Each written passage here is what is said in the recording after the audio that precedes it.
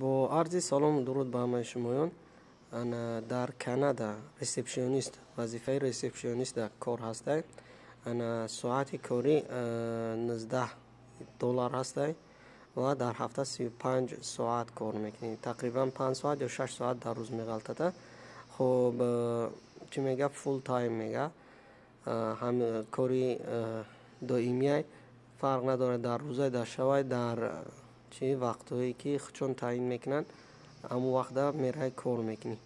خب استارتینگ کی سر میشه میگه در نزدیکی مقصد کاندیدات گفتیسم زبان های اساسی باید انگلیسی باشه و بعد تجربه کاری نکم از 7 ماه باشه و از زبان هایی که لازمه اضافی زبان عربی، کسی که عربی میدونه همجا زبان ها عربی اضافی شد.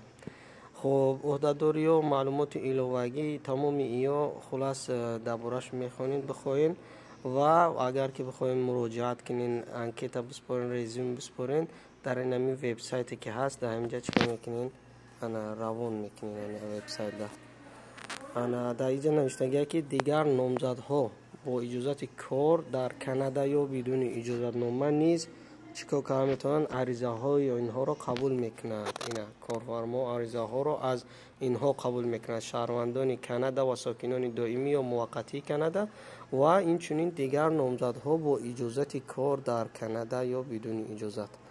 پس کسایی که میخواد تقدیم کنه در همین الکتروپوشت رزومه خچر را میکنه، نامه خچر را میکنه و امید داریم که قبول میکنن تو و موفقیت به همه شما.